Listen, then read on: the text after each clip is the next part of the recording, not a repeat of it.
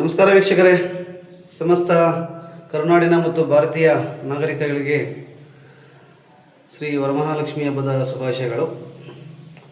ಯಾಕೆ ನಾವು ಇವತ್ತು ಈ ಒಂದು ವಿಚಾರದಲ್ಲಿ ಚರ್ಚೆ ಮಾಡ್ತಾ ಇದ್ದೀವಿ ಅಂದರೆ, ಏನು ನಮ್ಮ ಬಾಲ್ಯದಲ್ಲಾಗಿರ್ಬೋದು, ನಮ್ಮ ತಂದೆ ತಾಯಿ ಅಥವಾ ನಮ್ಮ ತಾತವರ ಬಾಲ್ಯದಲ್ಲಾಗಿರ್ಬೋದು, ಈ ಹಬ್ಬಗಳನ್ನು ಇಷ್ಟೊಂದು ಆಡಂಬರವಾಗಿ ಅದ್ಧೂರಿಯಾಗಿ ನಾವು ಆಚರಣೆ ಮಾಡ್ತಾ ಇರಲಿಲ್ಲ ಅಲ್ವಾ? ಎಲ್ಲರೂ ಗೊತ್ತಿರೋ ವಿಚಾರ.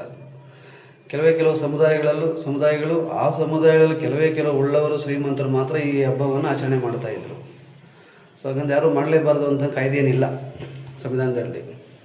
ಇದೊಂದು ಧಾರ್ಮಿಕ ಹಬ್ಬ. ಸಂವಿಧಾನದಡಿಯಲ್ಲಿ ಎಲ್ಲ ಧಾರ್ಮಿಕ, ಯಾವುದೇ ಜಾತಿ, ಜನಾಂಗ, ಧರ್ಮ ಯಾವುದೇ ಇರಲಿ, ಅವರ ಒಂದು ಧಾರ್ಮಿಕ ಹಬ್ಬಗಳ ಮಾಡೋದಕ್ಕೆ, ಆಚರಣೆ ಮಾಡೋದಕ್ಕೆ ಸಂವಿಧಾನದಡಿಯಲ್ಲಿ ಕೂಡ ಅವಕಾಶ ಇದೆ ಅಲ್ವಾ? ಸೊ ಇದನ್ನು ಯಾರೂ ಅಪೇಕ್ಷಣೆ ಮಾಡೋಂಗಿಲ್ಲ, ಅಭ್ಯಂತರನೂ ಯಾರ್ದು ಇಲ್ಲ. ಆದರೆ ಕಾಲಕ್ರಮೇಣ ನಮ್ಮ ಆರ್ಥಿಕ ಮಟ್ಟ ಸುಧಾರಣೆ ಬರ್ತಾ ಈ ಕೆಲವೊಂದು ಹಬ್ಬಗಳು ಎಷ್ಟೊಂದು ಆರ್ಥಿಕವಾಗಿ ನಮ್ಮ ಮೇಲೆ ಪ್ರಭಾವ ಬೀರ್ತವೆ. ಒಂದು, ಸಂಪಾದನೆ ನೂರಿರಲಿ, ಮ್ಯಾಟ್ರ್ ಅದಲ್ಲ. ಸೊ ನಾವು ಏನು ಆಡಂಬರ ಮತ್ತು ತೋರ್ಪಡಿಕೆ ಪೂಜೆಗಳಾಗಿರ್ಬೋದು, ಹಬ್ಬಗಳಾಗಿರ್ಬೋದು, ನಾವು ಏನು ಮಾಡ್ತೀವಿ, ಸೊ ಅದರಿಂದ ಆರ್ಥಿಕ ಮುಗ್ಗಟ್ಟು ಕೂಡ ನಾವೇ ಎದುರಿಸ್ಬೇಕಾಗುತ್ತೆ ಅಲ್ವಾ? ಅದನ್ನು ನಾವು ಗಮನದಲ್ಲಿ ಇಟ್ಕೊಬೇಕು. ಯಾರೋ ಏನೋ ಮಾಡ್ತಾರೆ ಅಂದ್ಬಿಟ್ಟು ನಾವು ಆಡಂಬರವಾಗಿ ತೋರ್ಪಡಿಕೆ ಪೂಜೆಗಳು ಆಗಿರ್ಬೋದು, ಹಬ್ಬಗಳಾಗಿರ್ಬೋದು ಮಾಡೋ ಅವಶ್ಯಕತೆ ಇಲ್ಲ. ಪೂಜೆ ಮಾಡೋಣ, ನಂಬಿಕೆ ಅವರ ನಂಬಿಕೆ ಬಿಟ್ಟಿದ್ದದು ಅಲ್ವಾ? ಕೆಲವರು, ನಾನೀಗ ಮಾರ್ನಿಂಗಿಂದ ಗಮನಿಸ್ತಾ ಇದ್ದೀನಿ, ಫೇಸ್ಬುಕ್ಕಲ್ಲಾಗಿರ್ಬೋದು, ವಾಟ್ಸಪ್ಪಲ್ಲಾಗಿರ್ಬೋದು, ಯಥೇಚ್ಛವಾಗಿ ದುಡ್ಡಿಡೋದು, ಒಡವೆಗಳಿಡೋದು, ಆಡಂಬರದ ಪೂಜೆ ಮಾಡೋದು. ಮಾಡಬಾರ್ದು ಅಂತ ನಾವು ಹೇಳ್ತಾ ಇಲ್ಲ, ಪೂಜೆ ಮಾಡಿ.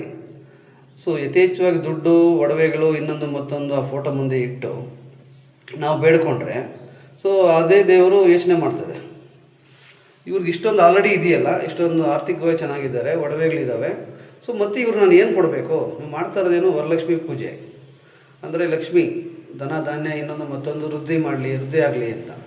ಸೊ ದೇವ್ರ ಮುಂದೆ ನೀವು ಅಷ್ಟೊಂದು ಇಟ್ಟು ಬೇಡ್ಕೊಳ್ಳೋವಾಗ ದೇವರು ಯೋಚನೆ ಮಾಡ್ತೀವಿ, ಈಗ ಆಲ್ರೆಡಿ ಇವ್ರಿಗೆ ಇಷ್ಟಿದೆ, ಮತ್ತು ಇವ್ರಿಗೆ ಯಾಕೆ ನಾನು ವರ ಕೊಡಬೇಕು ಅನ್ನೋದು ಕೂಡ ಅವ್ರಿಗೊಂದು ಯಕ್ಷ ಪ್ರಶ್ನೆ ಆಗುತ್ತೆ ಅಲ್ವಾ?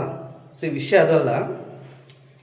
ನಾನು ಯಾಕೆ ಅದನ್ನು ಒತ್ತಿ ಹೇಳ್ತಾ ಇದ್ದೀವಿ ಅಂದರೆ, ನೀವು ಯಥೇಚ್ಛವಾಗಿ ಒಡವೆ, ಹಣ, ಇನ್ನೊಂದು ಮತ್ತೊಂದು ನಾವೇನು ಇಡ್ತೀವಿ, ನಾವು ತೋರ್ಪಡಿಕೆಗೆ ಅಂತ ಹೇಳ್ತಾ ಇಲ್ಲ, ಅದು ನಿಮ್ಮ ಒಂದು ಭಕ್ತಿ ಇರ್ಬೋದು. ಯಾಕೆ ಅಂದರೆ, ಏನು ನೀವೊಂದು ಫೋಟೋ, ಒಡವೆಗಳು, ದುಡ್ಡು, ಇನ್ನೊಂದು ಮತ್ತೊಂದು ಇಟ್ಟ ಫೋಟೋಗಳನ್ನ ಸ್ಟೇಟಸ್ಗೆ ಹಾಕೋದಾಗಿರ್ಬೋದು, WhatsApp status, Facebook status, Instagram status, etcetera ಹಾಕ್ತೀರಾ. ಸೊ ಅದನ್ನು ಏನು ಎಲ್ಲರೂ ಒಳ್ಳೆಯವರೇ ನೋಡ್ತಾರೆ, ಕಳ್ಳರು ನೋಡ್ತಾರೆ, ಇನ್ನೊಬ್ಬರು ನೋಡ್ತಾರೆ, ದರೋಡೆಕೋರರು ಎಲ್ಲ ನೋಡ್ತಾರೆ. ಸೊ ಅದರಿಂದ ನೇರ ಪರಿಣಾಮ ನಿಮ್ಮ ಮೇಲೇ ಬೀರುತ್ತೆ. ಇವತ್ತಲ್ಲ ನಾಳೆ, ಇವತ್ತೇ ಕಳ್ಳರು ಬರ್ತಾರೆ ಅಂತಲ್ಲ ಅಲ್ವಾ? ಯಾಕೆ ಇಲ್ಲದೆ ಇರೋದು ಮಾಡಿ ಮತ್ತೆ ಕಷ್ಟಕ್ಕೆ ನಾವೇ ಯಾಕೆ ಸಿಕ್ಕಾಕೊಬೇಕು? ಪೂಜೆ ಮಾಡಿ, ಭಕ್ತಿಯಿಂದ ಪೂಜೆ ಮಾಡಿ ಅಲ್ವಾ? ಅದೇನು ಪ್ರಸಾದ ಇರುತ್ತೋ ಸ್ವೀಕರಿಸಿ, ಬೇರೆಯವ್ರಿಗೆ ಕೊಡಿ. ಮತ್ತು ಈಗ ಇನ್ನೊಂದು, ಅದು ಒಡವೆ, ಇನ್ನೊಂದು ದುಡ್ಡು ಕಾಸು ಎಲ್ಲ ಇಟ್ಬಿಟ್ಟು ಮನೆ ಕರೀತೀರ ಅಲ್ವಾ? ಎಲ್ಲರ ಮನಸ್ಥಿತಿ ಎಲ್ಲ ಸಂದರ್ಭದಲ್ಲಿ ಒಂದೇ ರೀತಿ ಇರೋದಿಲ್ವಲ್ಲ, ಎಲ್ಲ ಗಮನಿಸಿರ್ತಾರಲ್ವಾ? ಇವ್ರ ಮನೇಲಿ ಇಷ್ಟು ಒಡವೆ ಇದೆ, ಇಷ್ಟು ದುಡ್ಡಿದೆ ಅಲ್ವಾ? ಒಳ್ಳೆಯವರೇ ಇರ್ಬೋದು, ಬಟ್ ಪರಿಸ್ಥಿತಿ ಕೆಟ್ಟವರನ್ನ ಬಂದ್ಬಿಡುತ್ತೆ ಎಲ್ಲರೂ. ಎಲ್ಲ ಸಂದರ್ಭದಲ್ಲಿ ಎಲ್ಲರೂ ಒಳ್ಳೆಯವರಾಗೇ ಇರೋದಿಲ್ಲ. ಪರಿಸ್ಥಿತಿ ಅನುಗುಣವಾಗಿ, ಹಂಗಂತ ಕೆಟ್ಟವ್ರು ಯಾರು ಹುಟ್ಟುತ್ತಾನೆ ಕೆಟ್ಟವರಾಗೂ ಹುಟ್ಟಿರೋದಿಲ್ಲ, ಪರಿಸ್ಥಿತಿಗೆ ಅನುಗುಣವಾಗಿ ಅವ್ರು ಕೆಟ್ಟವರಾಗಿರ್ತಾರೆ ಅಲ್ವಾ? ಸೊ ಆ ನಿಟ್ಟಿನಲ್ಲಿ ನಾವು ಯಾರನ್ನೂ ಯಾವುದೇ ರೀತಿ ತುಲನೆ ಮಾಡೋಕ್ಕಾಗೋದಿಲ್ಲ, ಇವರು ಒಳ್ಳೆಯವರು, ಕೆಟ್ಟವರು, ಇವರು ಕಳ್ಳರು, ಮೋಸಗಾರರು ಅಂತ. ಆ ಪರಿಸ್ಥಿತಿಗೆ ಅನುಗುಣವಾಗಿ ಅವರು ಮೋಸಗಾರರು ಆಗ್ತಾರೆ, ಕಳ್ಳರು ಆಗ್ತಾರೆ, ಸುಳ್ಳರು ಆಗ್ತಾರೆ ಅಲ್ವಾ? ಸೊ ನಾನು ಯಾಕೆ ಇದು ಒತ್ತಿ ಹೇಳ್ತಾ ಇದ್ದೀವಿ ಅಂದರೆ, ಹಬ್ಬ ಬಂದಿದೆ, ಹಬ್ಬ ಮಾಡಿ, ಸರಳವಾಗಿರಲಿ. ಅತಿಯಾದ ಆಡಂಬರ, ಆಕರ್ಷಣೆ, ತೋರ್ಪಡಿಕೆ ಅದು ಬೇಡ. ಏಕೆಂತಂದರೆ ಅದು ಮಾಡಿ ನೀವು ಸುಮ್ಮನೆ ಇರೋದಿಲ್ಲ. WhatsApp status, Facebook post, Instagram post ಎಲ್ಲ ಮಾಡ್ತೀರ ಅಲ್ವಾ? ಸೊ ಅದು ಎಲ್ಲರೂ ಗಮನಿಸ್ತಾರೆ ಅಲ್ವಾ? ಸೊ ಕಳ್ಳರಿಗೆ, ದರೋಡೆಕೋರಿಗೆ ನೀವೇ ದಾರಿ ಮಾಡಿಕೊಟ್ಟಂತಾಗುತ್ತೆ. ಕೆಲವರು ಅಡ್ರೆಸ್ ಸಮೇತ ಹಾಕ್ತೀರ, ನಮ್ಮೂರಿದು, ನೀವು ಪಿನ್ ಕೋಡ್ ಒಂದು ಹಾಕೋದಿಲ್ಲ ಅಷ್ಟೇ, ಎಲ್ಲನೂ ಅಲ್ಲಿ ಮೆನ್ಷನ್ ಮಾಡಿರ್ತೀರ ಅಲ್ವಾ?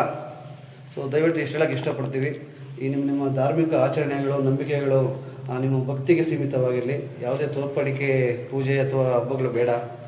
ಯಾರೋ ಮಾಡ್ತಾರೆ ಅಂದ್ಬಿಟ್ಟು ನಾವು ಅದನ್ನು ಯಥೇಚ್ಛವಾಗಿ ಹಣ ಒಡವೆ ಇನ್ನೊಂದು ಮತ್ತೊಂದು ಇಟ್ಟು ಪೂಜೆ ಮಾಡಿ ಅದನ್ನು ವಾಟ್ಸಪ್ ಫೇಸ್ಬುಕ್ಕು ಇನ್ಸ್ಟಾದಲ್ಲಿ ಪೋಸ್ಟ್ ಮಾಡಿ ಅದರಿಂದ ಬರೋದೇನಿದೆ ಅಲ್ವಾ?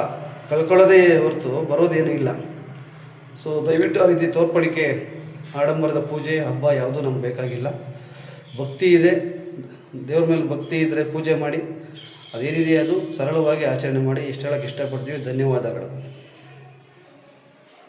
ಜೈ ಹಿಂದ್, ಜೈ ಕರ್ನಾಟಕ, ಜೈ ಭಾರತ, ಜೈ ಕೋಲಾರ.